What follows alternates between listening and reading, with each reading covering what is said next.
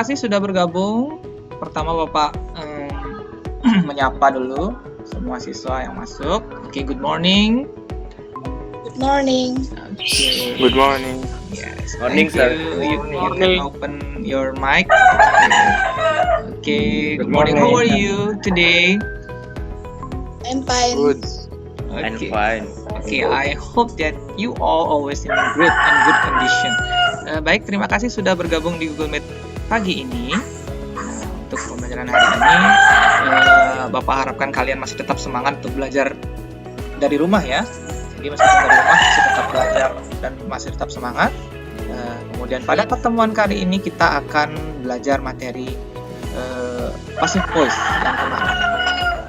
Jadi on our class, jadi tentang passive voice ini yang kita akan pelajari. Di passive voice adalah kalimat pasif ya, kalimat pasif. Oke. Nah, apa tujuan pembelajaran hari ini? Tujuan pembelajarannya adalah seperti ini. Melalui atau passive voice sesuai dengan fungsi, struktur, dan unsur kebahasaan. Yang kedua, setelah menonton video atau membaca contoh percakapan passive voice, siswa mampu menyusun percakapan pendek dan sederhana secara berpasangan. Oke. Tahapan kegiatannya kita akan mulai dari ini. Sebelum kita memulai, kita akan melakukan ini. Sebelum lanjut, kita akan coba melatih kesadaran penuh atau mindfulness. Pernah dengar kesadaran penuh atau mindfulness sebelumnya? Belum ya? Oke. Jadi ada beberapa teknik yang kita akan gunakan. Yang pertama, kita akan menggunakan teknik kesadaran penuh atau mindfulness ini dengan Ujjayi Pranayama. Jadi kalau kalian ingat berkrisandil itu ada pranayama juga ya. Pranayama adalah teknik. Kalau kamu pranayama ngapain aja? Teknik Tarik nafas. iya, tarik nafas, kemudian tahan, hembuskan. Ya, ini mirip seperti itu.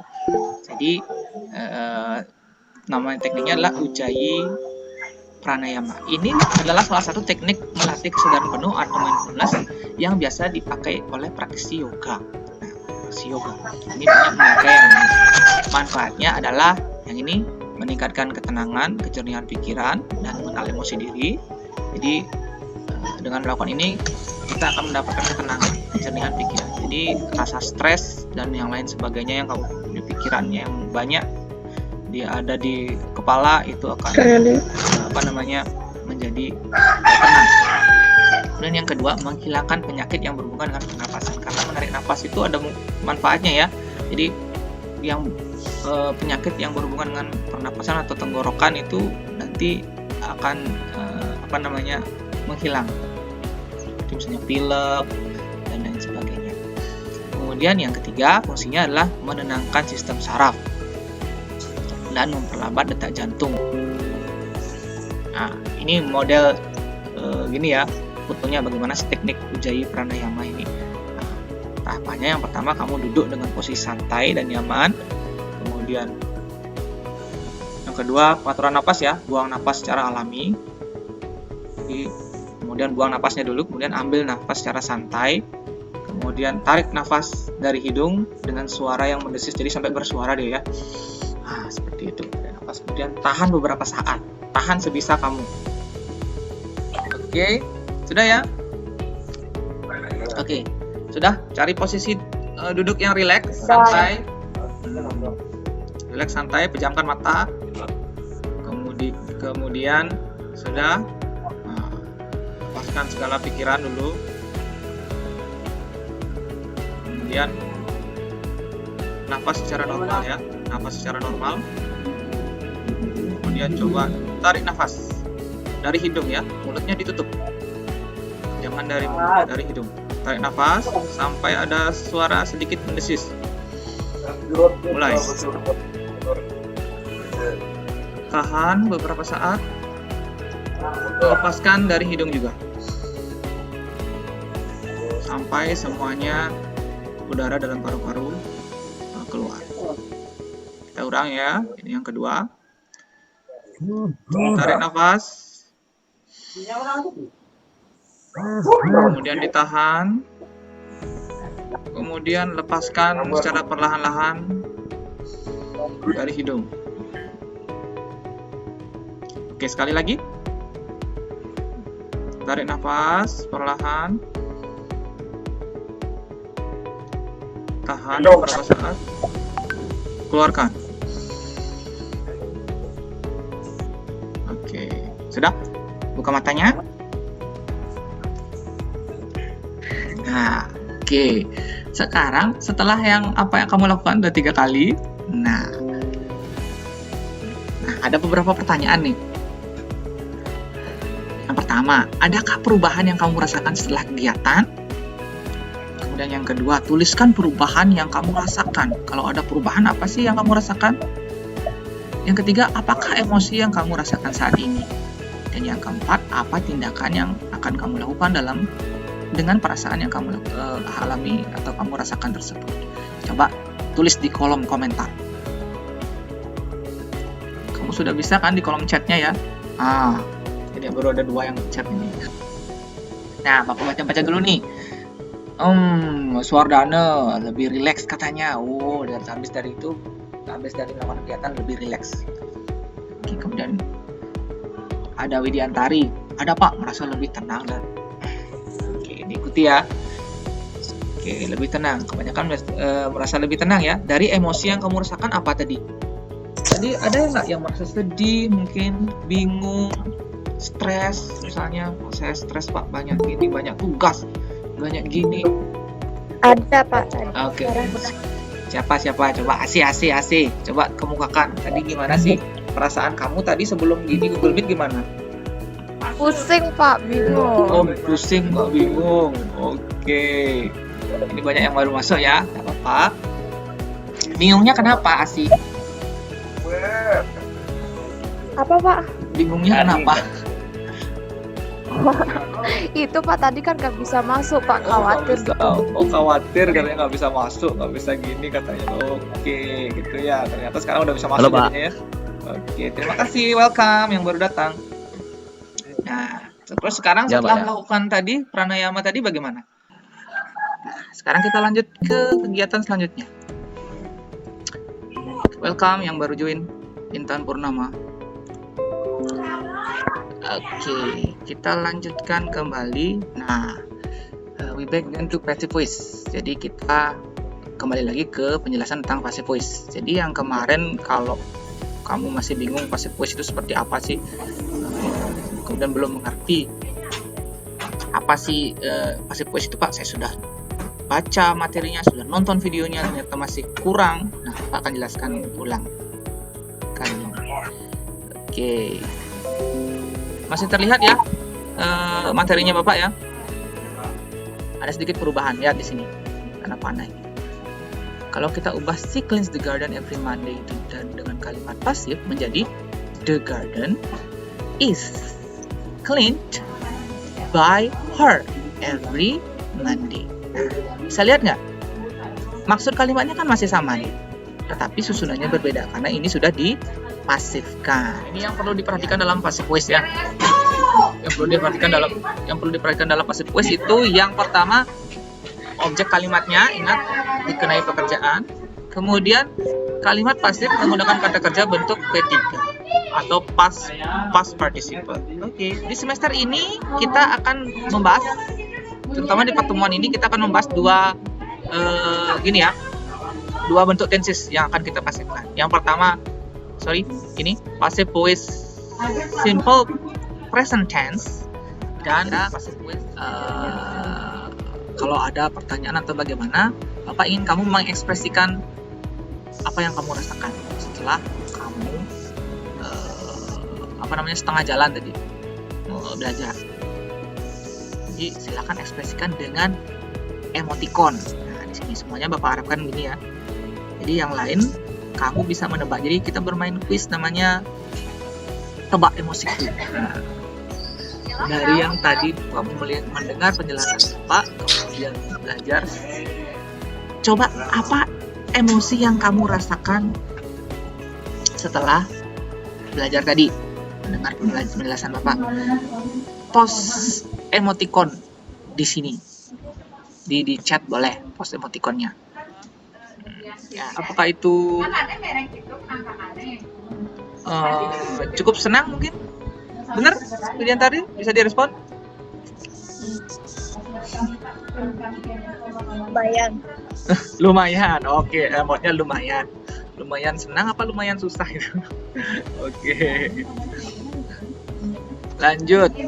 Novi Aristayanti, sorry sir, I have permission. Oke, tidak apa-apa, boleh. Networknya kurang bagus katanya. Sidiatra, kamu harus emoticon CD, jangan langsung. Rudi Santosa, nah Rudi Santosa ini apa emotnya nih? Siapa yang mau nebak nih? Oke, sudah. Itu simple present tense. Nah, lanjut ke simple past tense. Nah, ini mungkin yang lagi satu ya. Masih ingat simple past tense? Simple past tense digunakan is this used to express the activity that happened in past. Jadi aktivitas yang sudah dilakukan, sudah terjadi. Itu kita memakai simple past tense. Nah, bagaimana caranya membuat kalimat pasifnya? Kalimat pasifnya itu dengan rumus sebagai berikut. Past participle di sana ya. Oke. Nah, kemudian baru diikuti dengan by. Sama seperti tadi, by siapa? By something or someone. Lalu diikuti dengan adverb atau kata keterangan. Bisa tempat, bisa waktu. Ya, kita langsung ke contoh ya. Example. Terlihat ya di sana ya. Please make one conversation. Buatlah sebuah percakapan. Mengerti percakapan ya, conversation. Buatlah sebuah percakapan. Please make a conversation by using passive voice. Jadi kamu bikin sendiri nih ya, bukan berkelompok. Karena PJJ kan tidak bisa berkelompok ini. Jadi kamu silakan membuat sebuah percakapan yang di dalamnya ada passive voice-nya, ada kalimat passive voice-nya di sana. Maksudnya bagaimana? Bagaimana Pak? Saya belum mengerti kasih passive voice yang gimana. Nah, tidak. Apakah semua kalimat harus passive voice? Tidak. Yang penting di dalamnya itu ada satu atau dua kalimat yang nilai minimal ya, seperti itu. Ya. Kemudian bentuknya, Pak, bentuknya seperti apa? What kinds of what kinds of type output of our assignment. Jadi output yang diminta kamu bisa pilih. Kamu bisa choose to make. Kamu bisa memilih untuk membuat, boleh komik, boleh video, boleh voice note, boleh infografik. Infografik ini mirip seperti poster lah, boleh ya, and so on, dan lain sebagainya. Yang penting percakapan kamu boleh dalam bentuk komik. Berarti pernah baca komik kan? Nah, ada orangnya, kemudian di atasnya ada apa yang dia memahami tentang passive voice. Baik, kita simpulkan dulu pembelajaran hari ini sebelum diakhiri. Hari ini kita belajar apa? Passive voice. Yes, passive voice atau kalimat pasif. Apa hal-hal yang perlu kamu perhatikan dalam membuat kalimat pasif? Ingat nggak? Coba sebutkan. Hal kunci. Apa hal-hal penting yang harus kamu perhatikan dalam membuat kalimat pasif? Ingat nggak tadi? Yang pertama, to be plus verb 3. iya, to be plus verb 3. Boleh. What else? Ada lagi? Verb 3 ya, ingat verb 3 itu. Kalau pasif udah pasti verb 3. To be-nya menyesuaikan dengan tenses-nya. Terus apa lagi? Yang kamu ingat? Menggunakan kata by ya untuk ini. Jadi by untuk siapa orang yang melakukan kegiatannya. Ya, kemudian objek di kalimat aktif menjadi subjek di kalimat pasif. Itu ya tadi ya. Oke. Nah, kita belajar dua tenses yang dibuat dalam kalimat pasif. Apa aja itu dua tensesnya?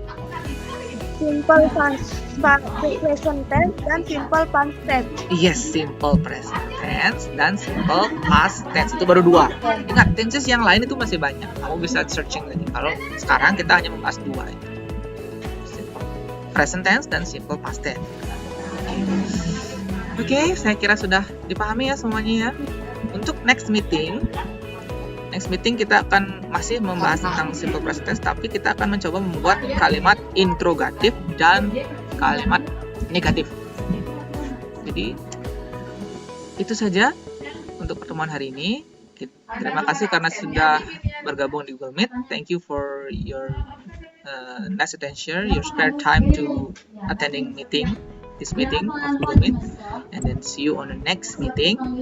Sampai jumpa di pertemuan selanjutnya. Tetap belajar, tetap semangat. Kita akhiri dengan doa ya. Kita berdoa. Oke, berdoa. Dimulai. Berdoa selesai. Okay, see you on the next meeting and thank you for today. Goodbye. Bye. Bye.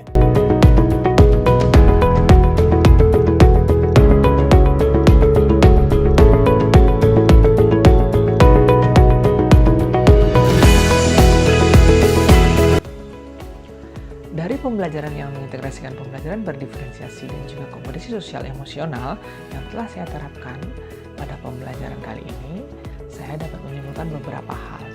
Yang pertama, penerapan pembelajaran berdiferensiasi dan juga kompetensi sosial emosional ini sangat mendukung pembelajaran yang merdeka bagi siswa, di mana siswa di sini dapat memilih konten maupun produk pembelajaran sesuai dengan profil belajar dan juga minat yang dimiliki setiap siswa yang berbeda-beda. Yang kedua, penerapan kompetensi sosial emosional sangat memberikan dampak yang positif bagi siswa, di mana siswa di sini dapat mengenal emosi dan juga belajar mengelola emosi yang mereka miliki sebelum memulai pembelajaran dengan menerapkan teknik mindfulness, pranayama ujjayi atau pengaturan nafas.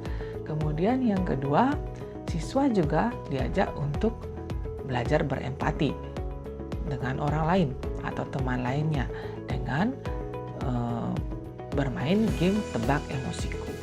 Kemudian yang kedua, kendala yang dihadapi dalam pembelajaran dalam penerapan pembelajaran berdiferensiasi dan kompetensi sosial emosional pada pembelajaran hari ini adalah bagaimana memaksimalkan keikutsertaan siswa dalam pembelajaran, di mana seperti yang kita tahu siswa yang ada di daerah sekitar sekolah ada yang sebagian kecil tidak memiliki akses internet yang memadai. Ada juga yang mengalami blank spot atau sinyal yang tidak stabil. Sehingga saya menerapkan pembelajaran yang sinkronus dan juga asinkronus melalui pemanfaatan grup Telegram dan juga grup WhatsApp untuk mencapai siswa-siswa yang tidak terjangkau jaringan internet yang stabil atau tidak bisa mengikuti tatap maya dengan baik. Kemudian rencana perbaikan dari pembelajaran di masa yang akan datang, yang pertama saya akan mencoba menerapkan diferensiasi yang lain, yaitu diferensiasi proses, di mana diferensiasi proses ini sangat mendukung capaian agar capaian pembelajaran dari siswa menjadi lebih maksimal. Kemudian yang kedua, saya juga akan mencoba menerapkan pembelajaran kompetensi sosial emosional, utamanya bagaimana melatih siswa memilih keputusan yang bertanggung jawab.